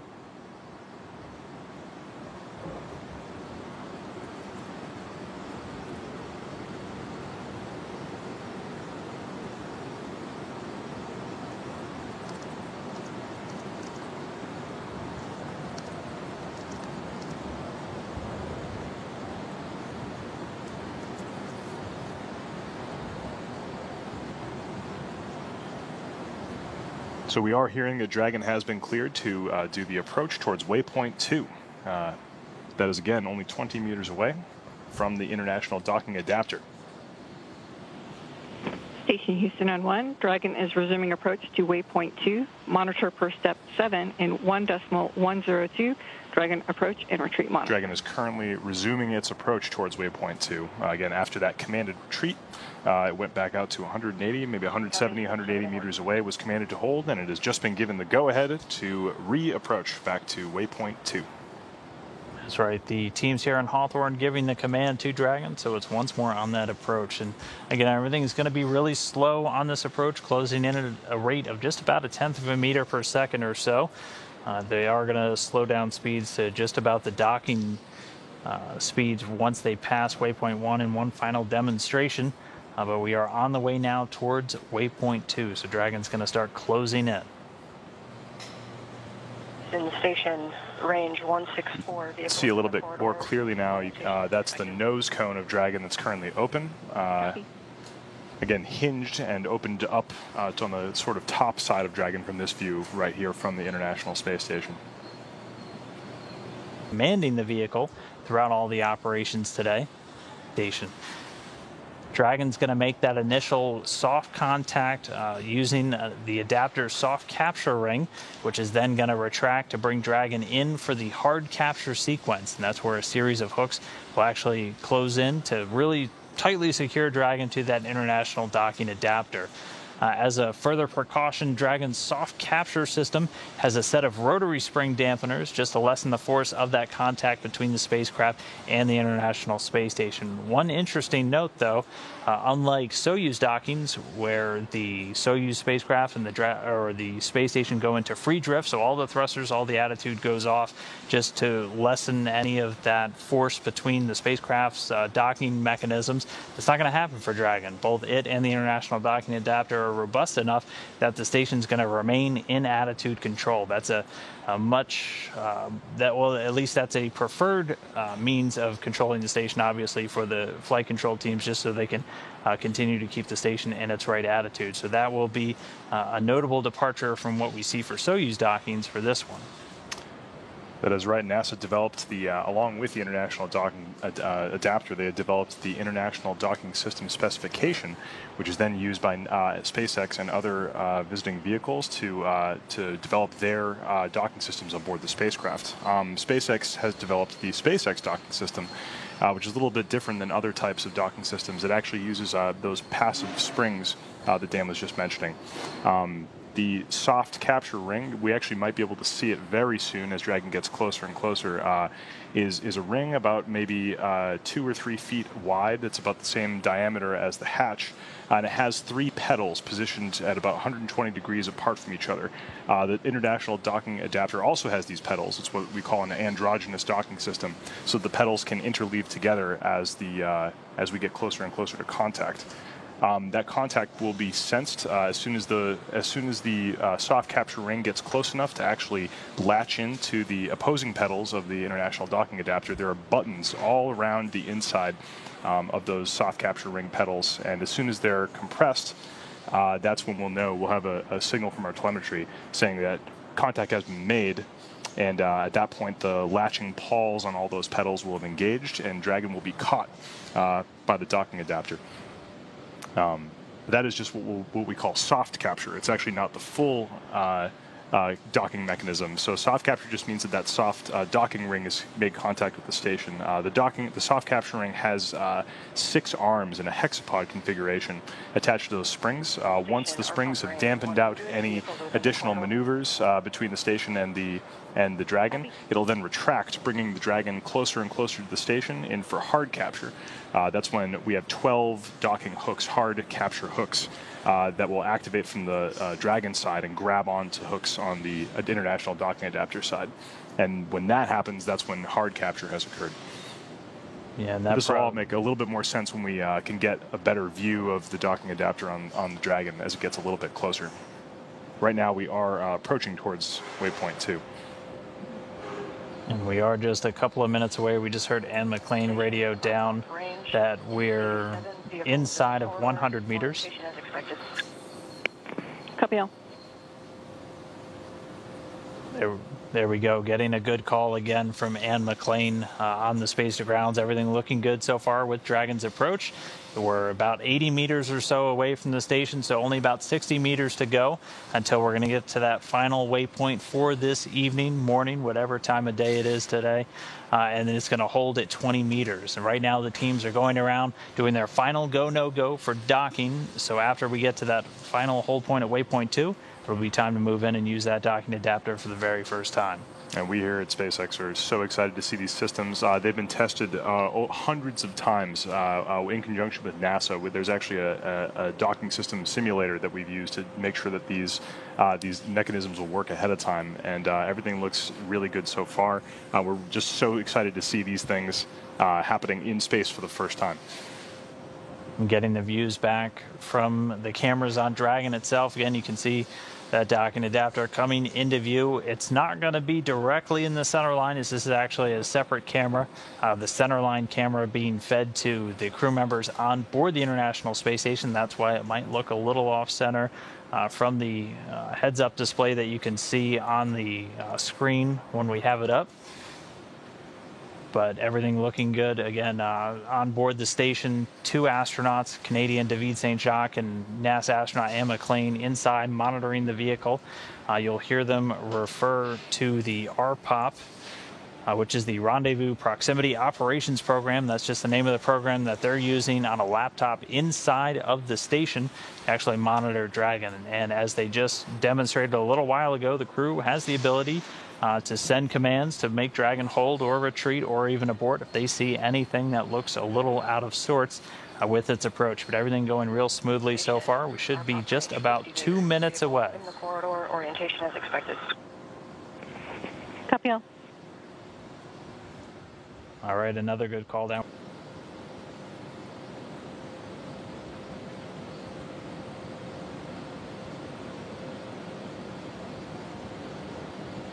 You can start to see the space station in great detail here. Again, this is from a view of the forward media cam at the top of the Dragon 2 module. Just to reiterate, this camera is not directly on the center line of the docking axis. This is a fantastic view of Dragon in the sunlight from the International Space Station. So normally when we're getting views from the Dragon for this webcast, you're going to be seeing a camera that's not quite on the center line, so it's a little bit off. And it may not look like we're heading directly towards the docking adapter, but if we're lucky enough, we might get some views from the centerline camera in the very center of the hatch from the space station, and you can see us kind of heading on right in. But right now, this is an unbelievable view from the space station. You can see Dragon 2 in full light with its nose cone open, its soft capture ring deployed. You can actually start to see those 3 pedals that I was talking about earlier on that ring, 120 degrees apart. That ring is extended above the hatch by 6 hexapod arms that are all attached to Dragon by springs. So that will be the first part of Dragon to make contact with the ISS. And when it does, those springs will compress and absorb and dampen any of the relative velocity differences between the space station and Dragon. This soft capture system was actually subjected to extensive testing and the 6 degree of freedom dynamic test system at NASA Johnson, and this was actually the very same system they used to test other docking systems at NASA.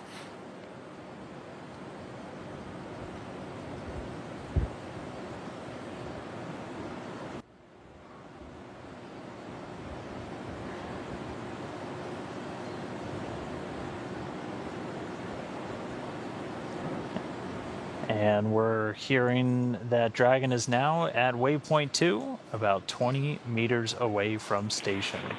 So again, Station Dragon's Houston just in going to 1, hold 20 here. meter hold confirm. Perform step 8 in 1.102. Dragon approach and retreat monitoring.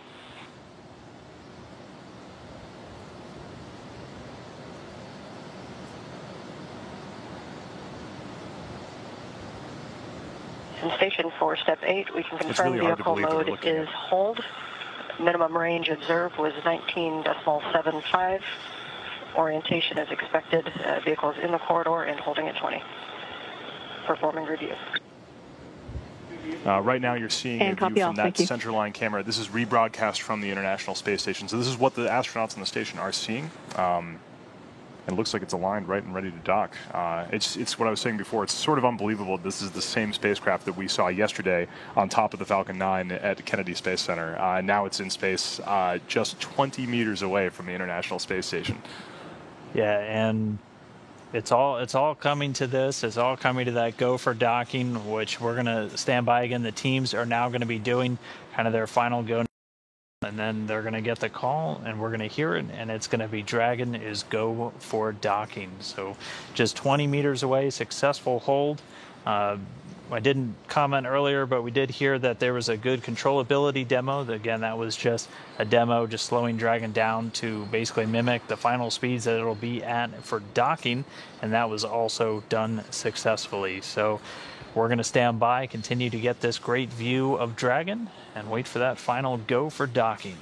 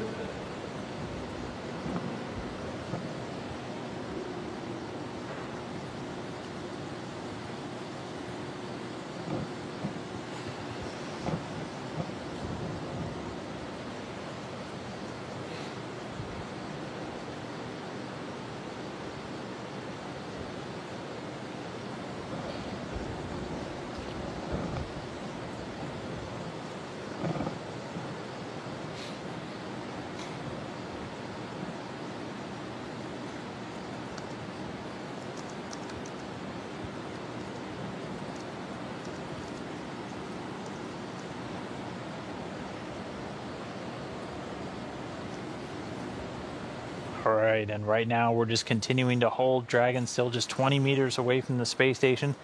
And all the teams now just taking a final look at the data. Dragon's moved through all the demos so far without any issues, not tracking any on the spacecraft, and continuing to get some good views as we do have that signal with the International Space Station. So holding at 20, and then we're going to be listening for the final go, no go for docking. Then it'll be time for Dragon to close in.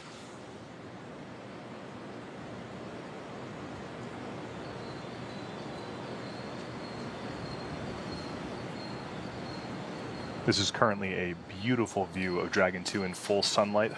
Many of us at SpaceX have waited years for this view, approaching the International Space Station. Just a quick note about the features you can see on the Dragon 2 from this view.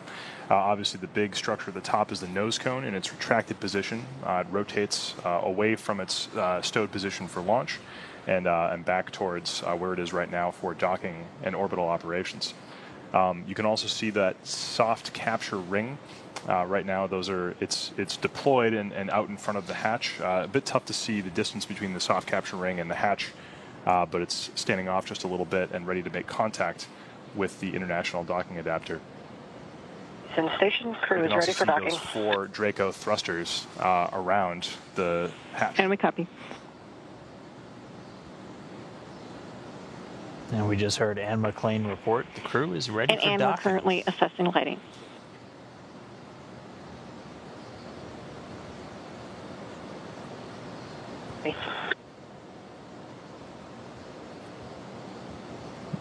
And that call back from the Capcom in Houston, Leslie Ringo, just the teams looking at the lighting.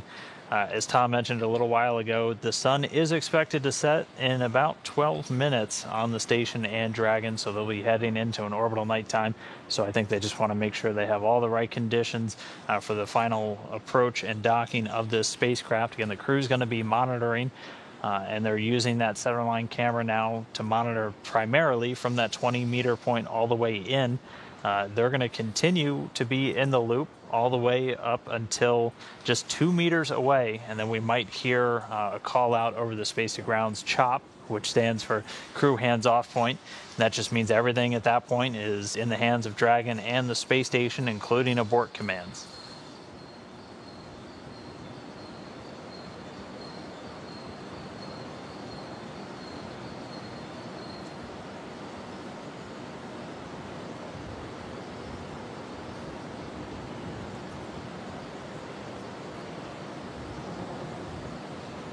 One important thing to remember here, and this sort of just blows my mind every time I stop and think about it, is Dragon looks like it's perfectly still with respect to the space station, and it is, but both the space station and Dragon are moving at 17,500 miles per hour in orbit around the Earth.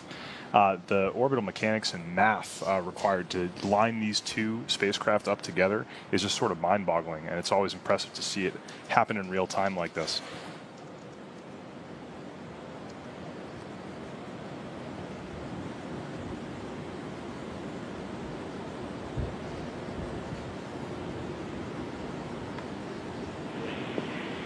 And Station Houston on 1. While we're holding here, please command the docking light to on, ON.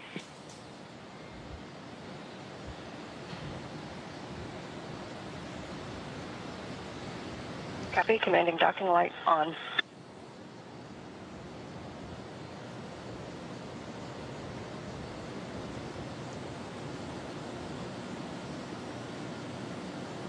And so the crew's going to command the docking light on Dragon. Can we copy? And then we hear confirmation that the command's been sent. Again, this is what the astronauts on board are looking at right now. This is that centerline camera that they're using to watch as Dragon makes that final approach. The team's all looking at systems, and they're also looking at the communication coverage between here and the International Space Station. They do want to make sure we have a good signal for that final approach and docking, so we might be standing by for a couple of minutes. Dragon able to dock in daytime or nighttime, that is not going to matter for today's operations, but they are going to be looking to make sure we have a strong signal, and we might have a short dropout coming up in just a couple of minutes. So we're going to stand by. Dragon's continuing to hold at just 20 meters away.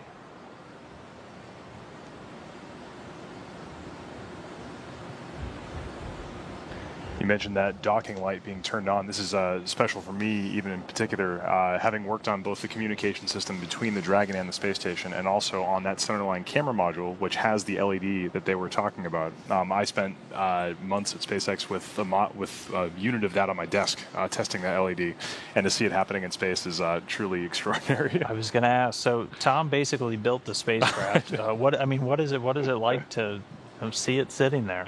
It looks unreal. For me and everyone else at SpaceX that has poured their life force into this vehicle for the past how many years, it's unbelievable to see this thing flying for real. Like I said before, it's kind of wild to see this just 24, 27 hours ago on top of a Falcon 9, and now in space. It's sort of just a dream come true, is what I'd say.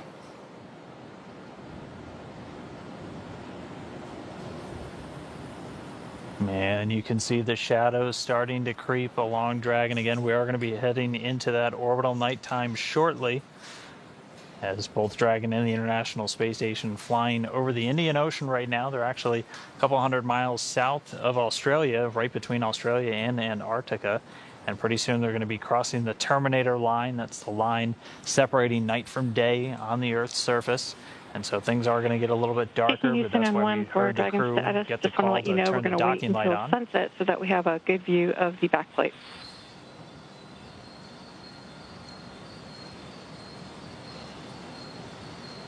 Mission copies.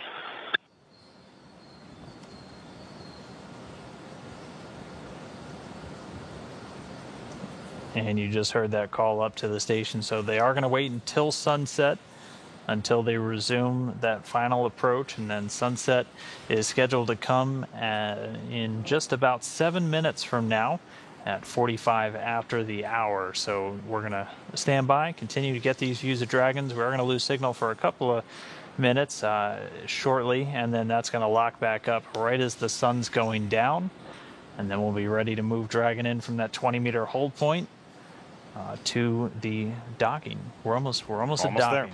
So don't go anywhere. We're going to hold for just a few minutes. Sunset is expected at 2:45 a.m. Pacific time. So as soon as that happens, we'll be able to continue with the docking. Stand by.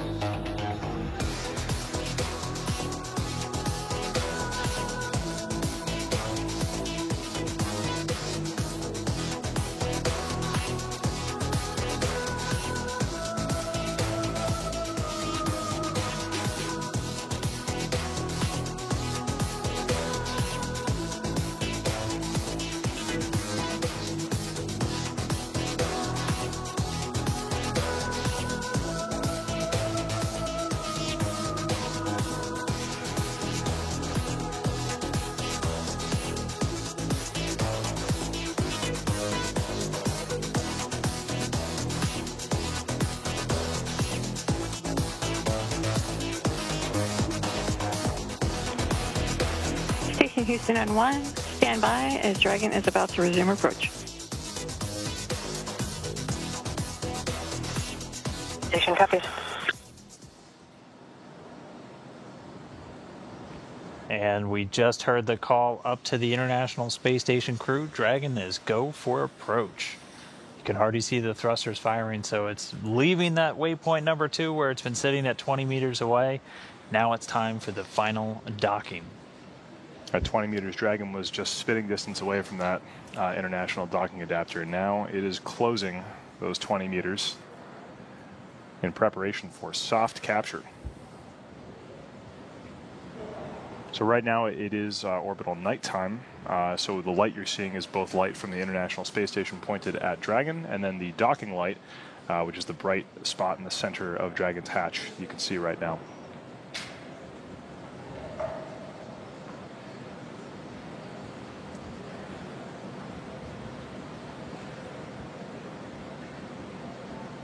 Right now, Dragon's flight computer is using those Draco thrusters, as you can see them firing on your screen to Station Houston N1, Dragon is resuming approach and is go for docking. Monitor per steps 9 and 10 in 1.102. Dragon approach and retreat monitoring.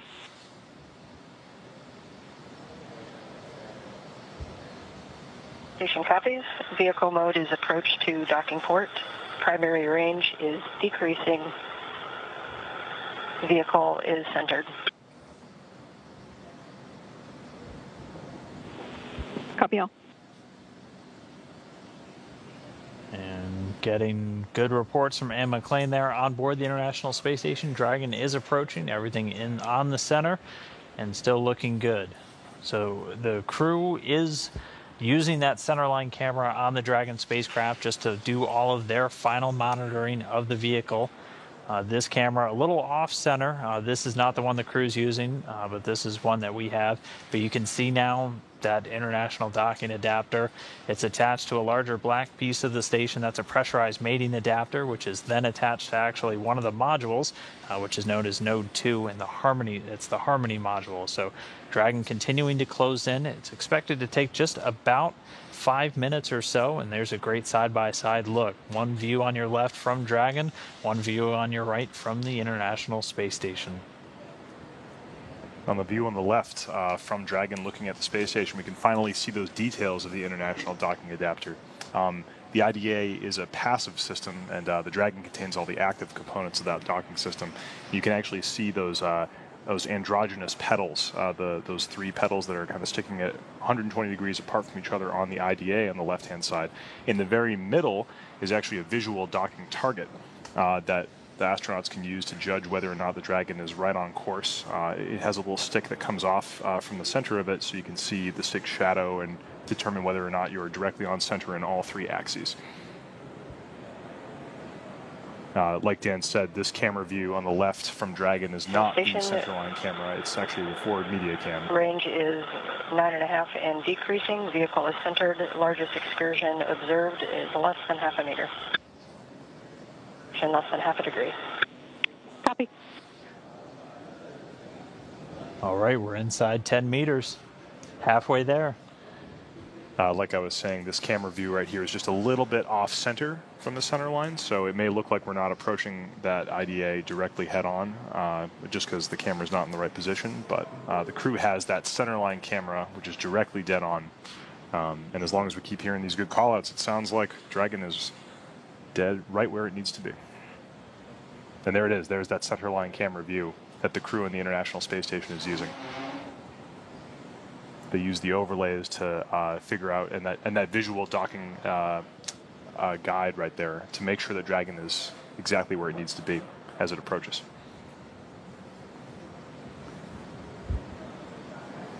On the right-hand side, you can start to see the mechanisms of the SpaceX docking system aboard the Dragon. The very first part of Dragon that will make contact with the ISS is that soft capture ring. You can see it's extended forward from the hatch of the Dragon right now.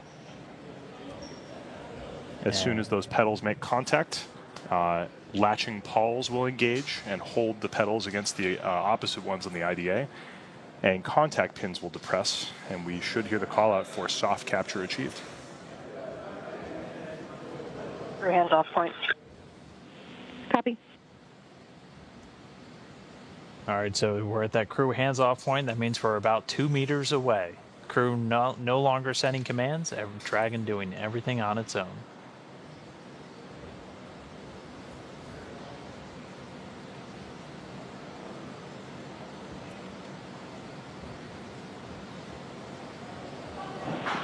Soft capture confirmed.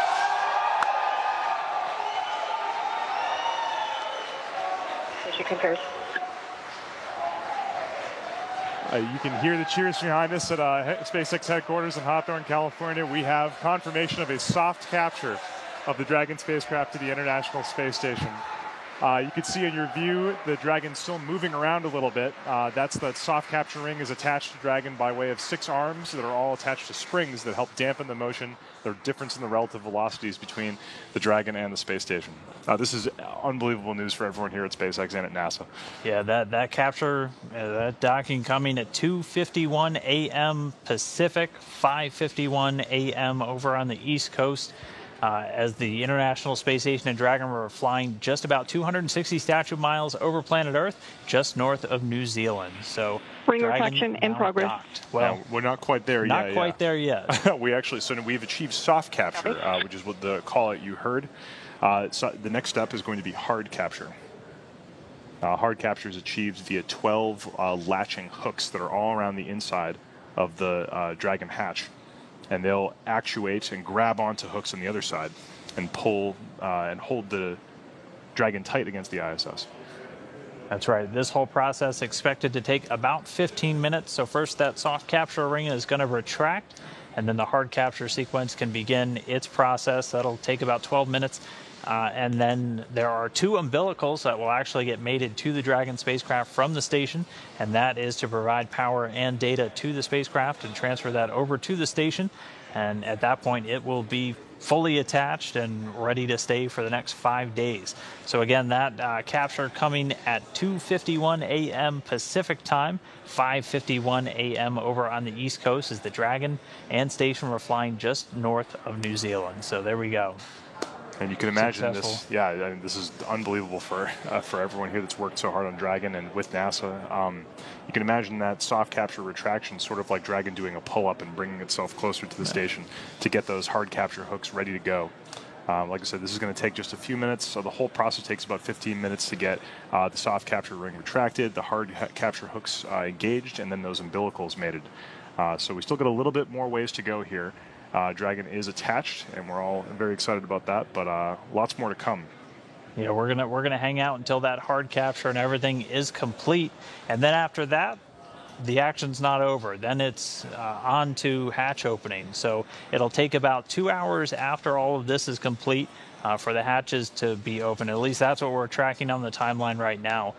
In that space of time, they have to pressurize what's known as the vestibule. So that's actually the area of both Dragon and the space station that are normally exposed to the vacuum of space. That is now going to form a tight seal, and so they have to pressurize that. The crew will actually open up a seal manually and insert air from the station into that vestibule, and then they have to do a series of leak checks, obviously just to make sure that everything is good before they move to opening the hatches. And there's a hatch on the pressurized mating adapter side, and there's also a hatch on the Dragon itself.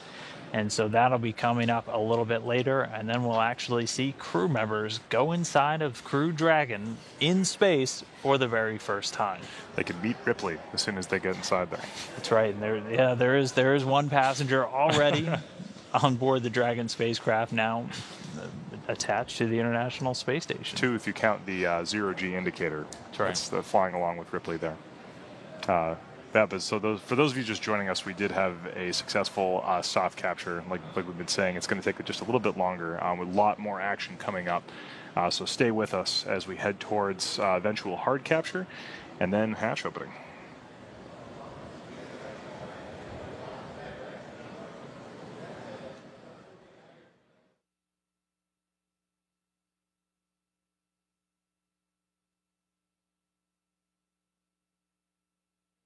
Be monitoring and ready to come back. Ready to hook indicated. MCS reconfiguration in progress. Station copies and concurs. The undocking plate sensors are off. Congratulations to all of the teams on a successful docking. And we copy in. Many thanks.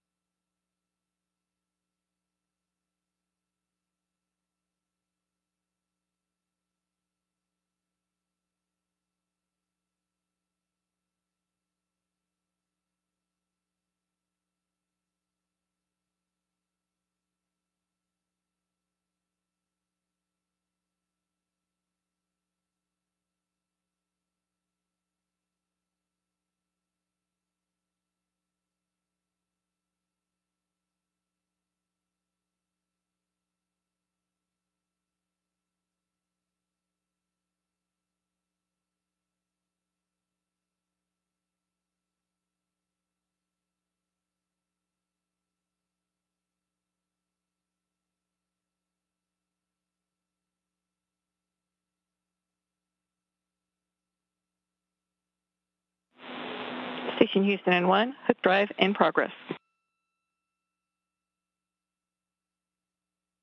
Copy.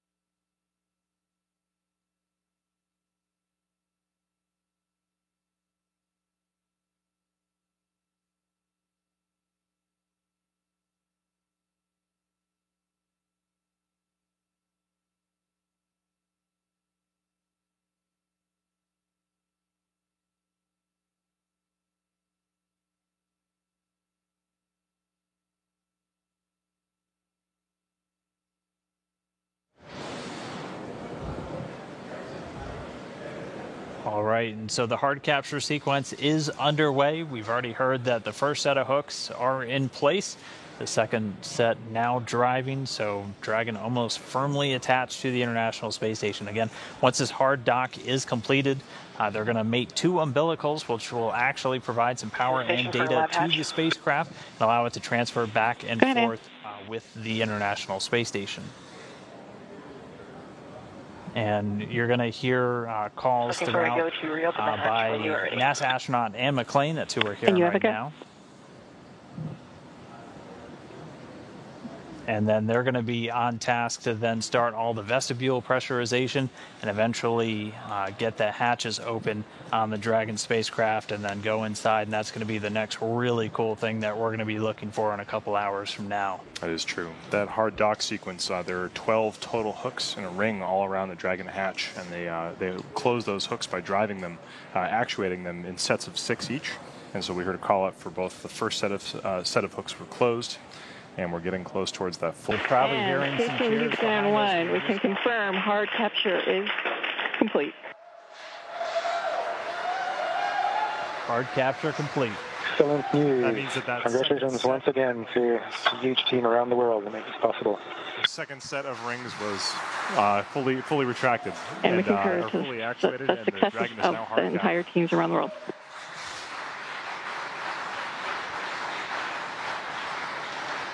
All right, so Dragon now firmly attached to the International Space Station. So now, again, this is going to kick off about 2 hours or so until we actually get those hatches open.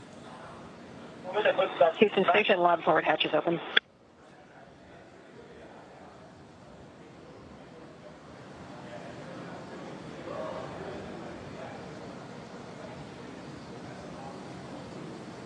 And so again, right now the crew's going to start.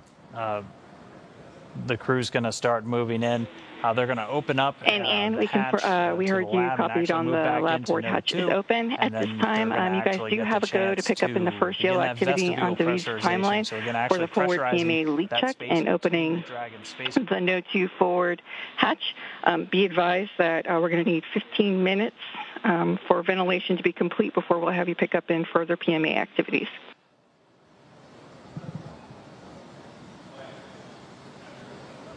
Copy that, and works, and we have the Note 2 HD camera on.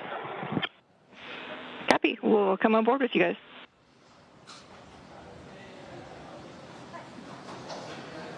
All right, well, now that Dragon has completed that docking sequence, it's going to undergo a series of checks. Again, they're going to pressurize the vestibule, and they're going to do some leak checks, and then we're actually going to be able to open up the hatch. For now, though, why don't we send it over to Gary real quick. He's standing by in the International Space Station Flight Control Room. Gary, how's everybody feeling there? It's got to be great. I mean, Dragon's now attached to the space station. Definitely good vibes in here, Dan. Actually, as soon as we got hard capture confirmed, we had a round of applause here at Mission Control Houston. It was a very exciting time. The beginning, really, of a new era of human spaceflight. This is like the first step until we start having commercial crew providers bringing humans to the International Space Station, launching from American soil once again. Very exciting time. But for the crew, again, a lot of monitoring operations, successful retreat commands sent, everything. It was a very smooth docking for Dragon to the International Space Station, but still a lot of work to do.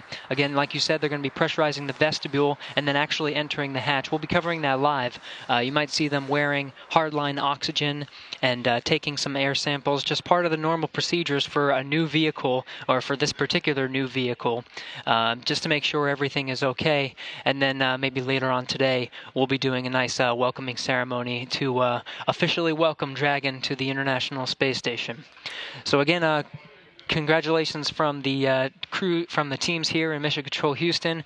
An amazing docking of Dragon to the International Space Station. A lot of work to do. We'll pass it back to you to really wrap us up, but we got a lot of work to do. Thanks.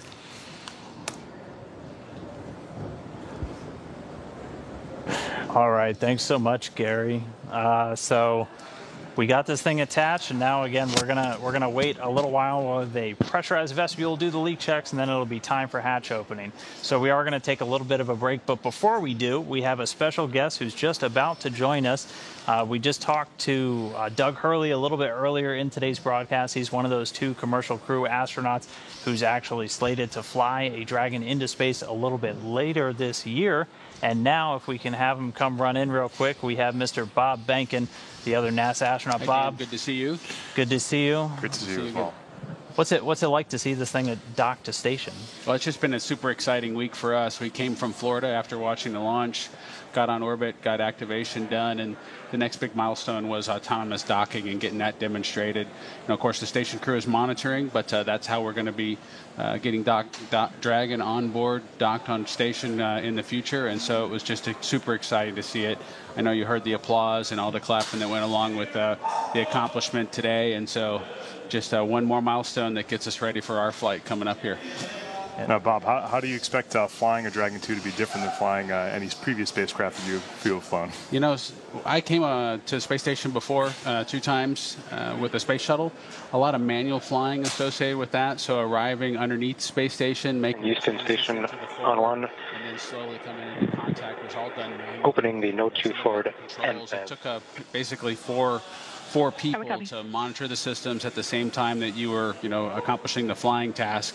Dragon's a lot different than that. Doug and I will do it for the first time together, primarily in a monitoring role. We may push a button or two to demonstrate that we have the capability to intervene if we need to. But the vehicle is pretty much going to do the work autonomously, just like it did today. It's great to hear. Yeah. All right. Well, thanks so much for joining us real quick, Bob. Successful docking to the International Space Station, Dragon now attached. Again, so for now, we are going to take a quick break for about 2 hours while we wait for all the leak checks to take place, and then it's time for hatch opening. So we're going to see crew members go inside for the first time, and it sounds like everybody's getting pretty excited here at SpaceX headquarters. So don't go anywhere. We will be back.